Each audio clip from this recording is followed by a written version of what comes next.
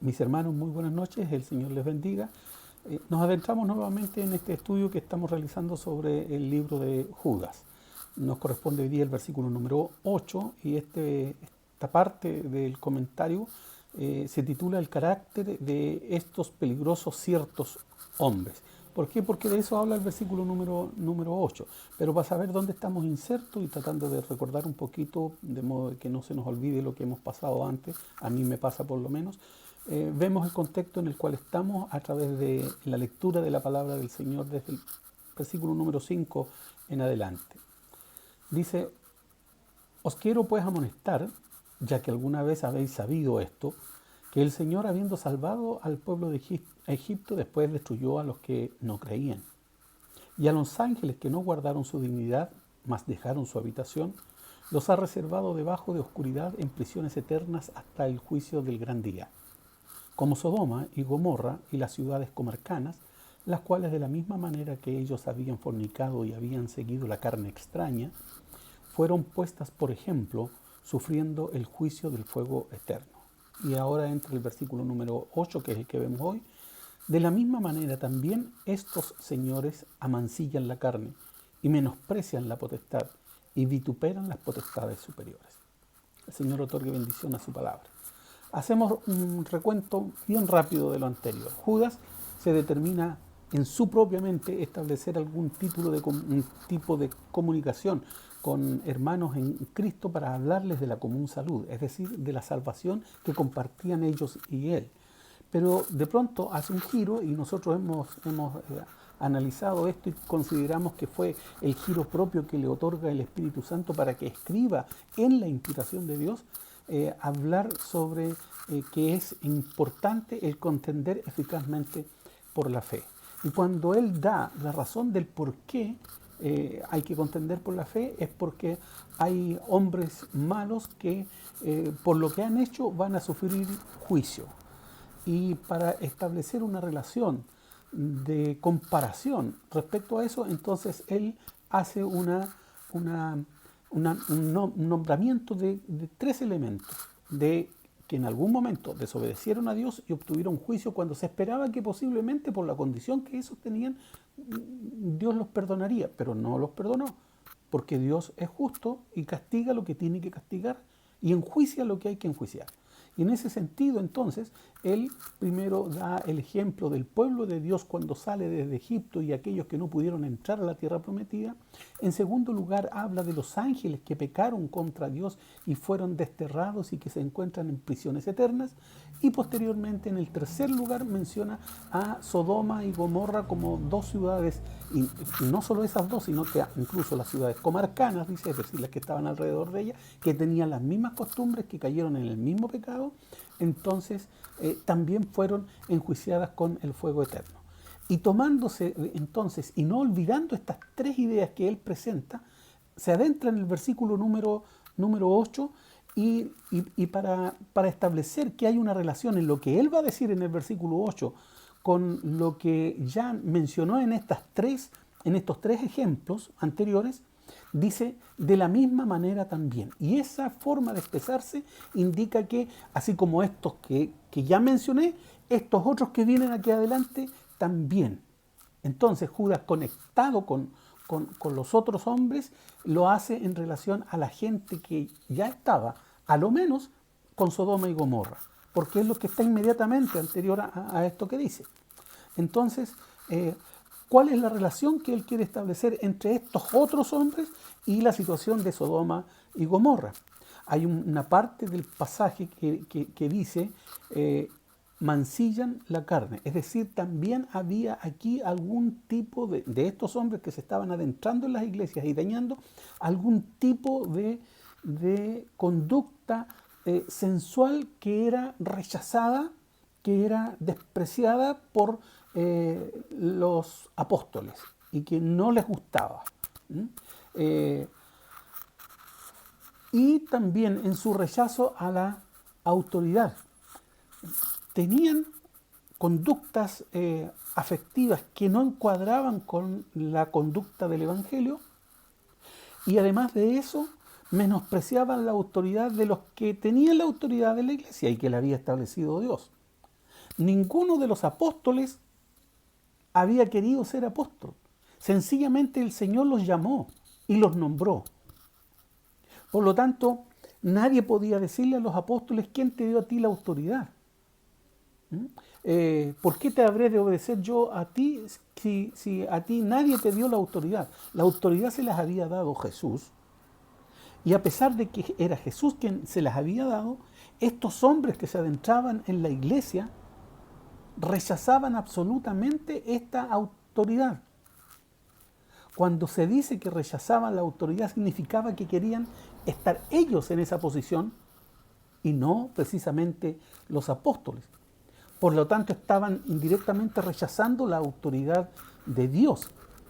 Y rechazaron a Dios precisamente puesto que era Dios el que había establecido la autoridad de los apóstoles, y a través de los apóstoles y de la unción se establecieron otras autoridades más al interior de la iglesia que se estaba organizando, pero estos hombres malos, como lo establece la Escritura, rechazaban absolutamente eso, y unidos a conductas que moralmente no estaban dentro de la norma que habían aprendido de Jesús y que era el evangelio que se predicaba por parte de los apóstoles.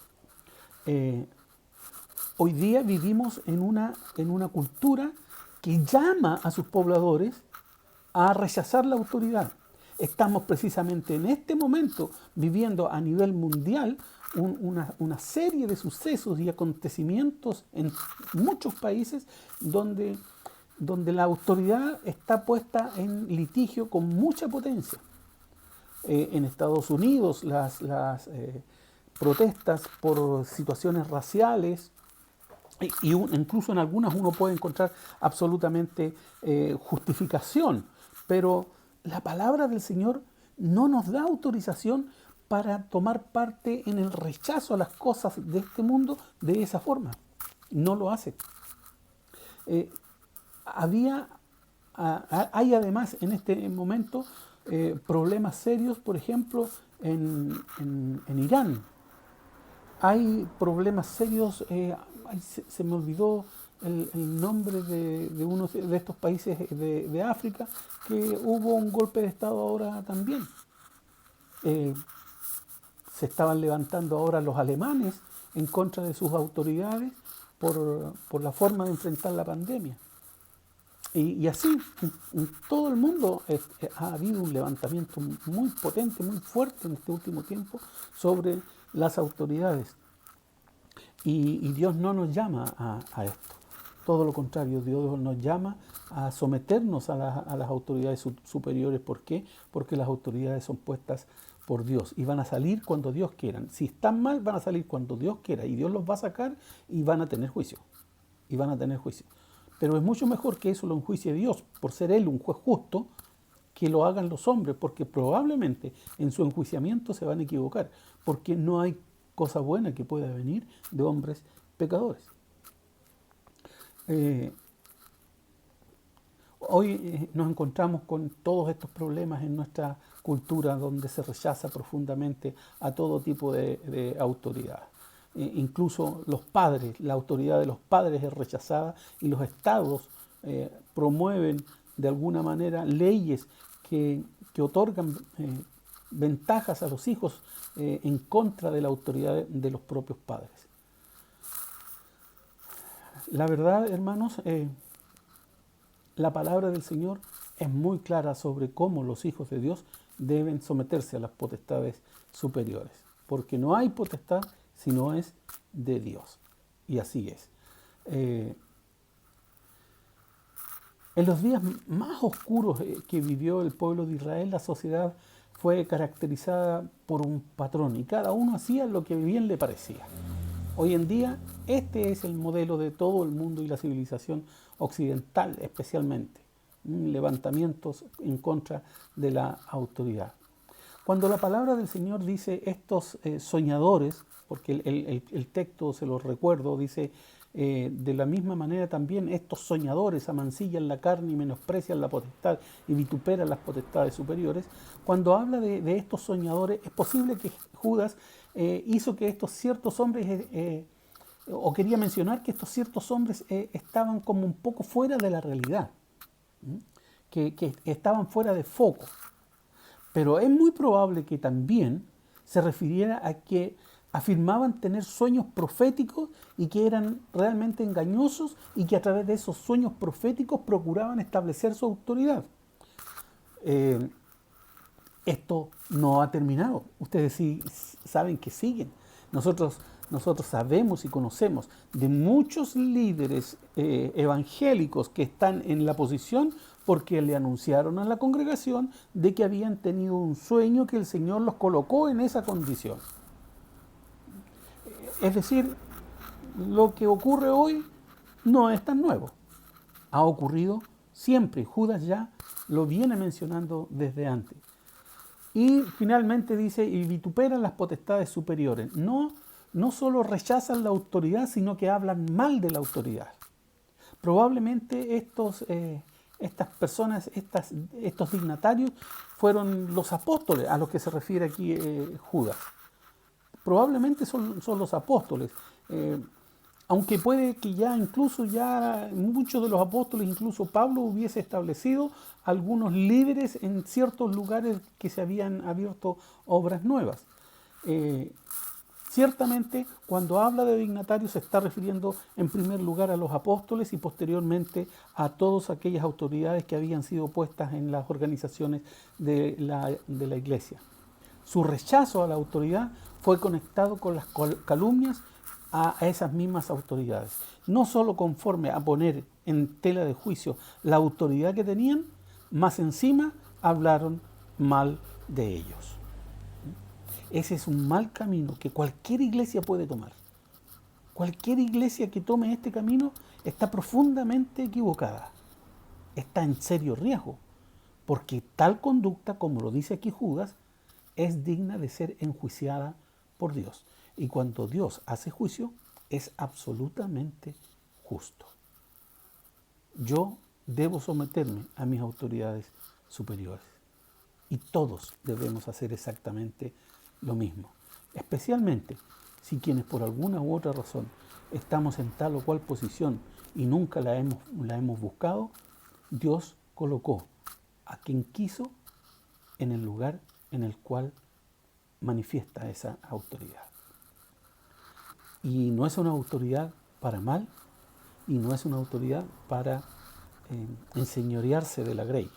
No, debe ser una autoridad para beneficio de la grey. Mis hermanos, que el Señor les bendiga.